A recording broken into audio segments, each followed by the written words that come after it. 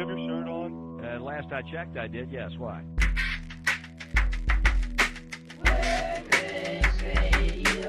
you have your shirt on?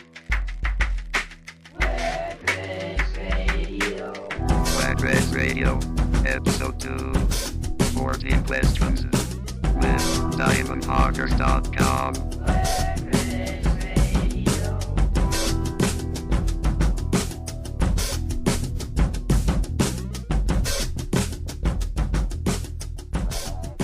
Hey Reds fans, this is Mike from WhackReds.com. You're listening to Whack Reds Radio. This is episode number 2 of 14 questions. Today we have a special guest, Clint from DiamondHoggers.com. Hey Clint, how's it going?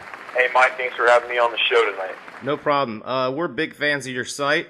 If you haven't checked it out, it's DiamondHoggers.com. We're going to go ahead and start off with the first question. Give us a pitch of your website. Why should we go there? Why do you do it? Just a general pitch of what you got going on at Diamond Hoggers. Well, about 3 years ago, this past February, I started DiamondHoggers.com with another guy that I played baseball with in college. I think that, you know, what I bring to the table as a writer now, it's just myself operating the site. You know, I think that I bring the perspective of, you know, somebody that's played the game, but, you know, more so than somebody that's just played baseball, just somebody that really loves baseball, you know, just the intricacies of it. Just every little thing about it. You know, I think that people would be hard-pressed to find somebody that's as passionate about the sport as I am. And I think that we want the type of readers that baseball is everything to them, you know, and I have a lot of family members and friends that will say, you know, you live baseball. Do you do anything else? Do you care about anything else? And, you know, of course I do, but I think that by stopping by our site and reading a few posts, you'll definitely be able to tell that, you know, we love baseball and beyond just the Reds. I mean, I'll watch any game that's on. And for somebody that's a diehard baseball fan, it's always a good read. Oh, cool stuff. It's a great site. You have your own show on Diamond Hoggers called The Baseball Show. You've actually done some pretty impressive interviews. David Chalk from Bugs and Cranks and Seventh Inning Stash. You had Jeff Pearlman on there. You said he was your favorite writer. C. Trent Rosecrans. Who's your favorite interviewee? Do you have any special ones planned in the future? And, you know, who would you like to interview? For me, the favorite guy to interview, although I thought that C. Trent went above and beyond anything that I expected. I mean, he was a pleasure to work with. He told a lot of good stories. He really expounded upon a lot of topics, you know, that I would have never known about the guy who covers, you know, my favorite team otherwise. But I thought he did a great job. But my favorite interview that I've given thus far was Jeff Pearlman. You know, he writes for Sports Illustrated. He's, like I told him when I interviewed him, you know, he's kind of like an artifact for the baseball fan because, you know, he's done so many things in his life, in his work that are, you know, kind of historical. You know, he did the John Rocker interview that a lot of baseball fans know about with the 7 train and Rocker saying all that crazy stuff. And he wrote, you know, a very extensive book on Barry Bonds, and he wrote my favorite baseball book about the 1986 Mets, The Bad Guys Won. And he just has so many stories and experiences along the way that, you know, he told me both in the interview and when we were off the air that I just really enjoyed it. I mean, like I told Jeff, I could have listened all night to him. You know, as far as people that I would like to interview, I really like to interview, you know, a lot of other Reds bloggers, you know, kind of pick their brain. I always like interviewing baseball bloggers. Something I wrote about on my site recently is, you know, I wanted to interview Jay Bruce, and the Reds wouldn't have it. Jay was all for it. You know, I got in touch with him and his agent, and they said, you know, go through the formalities of, you know, going through the organization, and Jay will accommodate your request as soon as possible. And the Reds basically shot me down.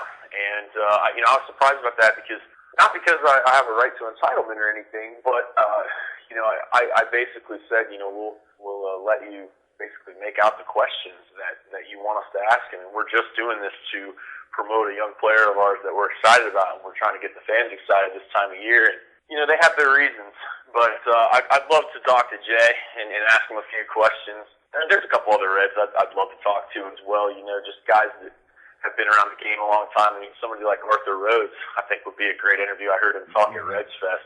He's 40 years old, and in my opinion, he's one of the most effective lefties in the game. He's got absolutely nasty stuff, and he's been around the game, almost as long as I've been alive. So I think he's probably got some great stories. So he'd be a good interview as well. Yeah, I like how Jeff Pearlman described how he loves the little things in baseball. That was a cool quote. Very cool. Yeah, I mean, Jeff's a neat guy. He's very extensive in his interviews, and I think in his work. When he writes a book, like he said, I mean, he'll interview the player's grandma. He'll interview the guy's best friend. Guys that are completely away from the game of baseball or from the sport that he's interviewing. And that, I think, is what makes his work and his books so great, because he finds, little nuggets, like he referred to them as nuggets that, are really, what makes it a great read for guys like me that like to hear those little intricacies. With the season coming, we got 5 days left. Give me a general overall prediction of what you think the team's going to do this year. How many wins do you think they're going to have to get to win the division? And do you think this is the year, or are we a couple years away? Well, it's interesting you say that. I've been thinking more and more about, when I make my season prediction thread on post on DiamondHoggers.com, where am I going to have the Reds sit? And there's been years in the recent past I've let them suck me in. Well, I think this year, I don't think they're going to win the division or anything crazy like that, but I do think to this group, they realize, as young as they are, some of them, that it's a pivotal year and they need to have a season above 500. I've heard several of them mention it. That's something that they're cognizant of. They know that they've got to go out and finish above 500, and I think they are going to do that. If I had to put a number on it, I think they're going to finish, we'll say 83 and 79. I think to win the division, they probably need something around at least 86, 88 wins. But with where I see them finishing, We're going to be in first place. I see them playing meaningful baseball in September and in August. And I think that's really going to go a long ways in some of these guys' careers. I think that they're going to gain really valuable experience to know what it's like in a pennant race and know what it's like to be watching the scoreboard. A lot of those guys have never experienced it before. So do I think this is their year? I don't, but I think that they're going to arrive on the scene a little bit, and they're going to get some headlines from the national media and ESPN Baseball Tonight. I can see them going on a 7-game winning streak in July and sitting in first place or really giving the Cardinals a run for their money. And they're the talk of all of baseball, and it hasn't been that way in a long time. And I think that's going to happen, and it would be nice if this was their year. I do think that next year is their year, but the thing is oftentimes with teams that are young and a force, it seems like they arrive on the scene like a year ahead of schedule. So for me to be totally wrong, that'd be a really nice surprise, because look at the Rays a couple years ago. That was a team everybody said, they're going to be great in 2010 or 2011. Well, they went to the World Series.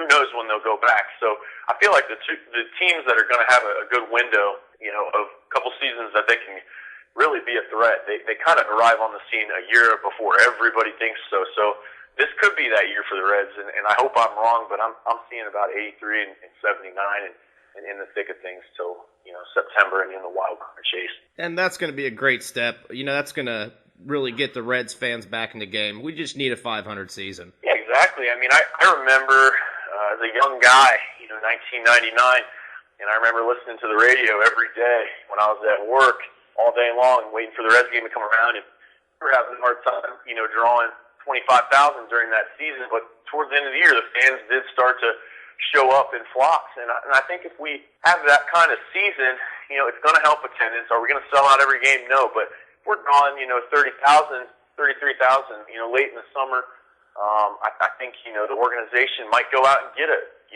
make a push to get a guy that's Scott Rowland last year. They'll go out and get another bat, and I think that it just would be great for the city of Cincinnati, because God knows we need a winner, and we deserve a winner, and it's been a long time. So I do think we'll see a winning team this year. For the rest of this interview, visit wackreds.com.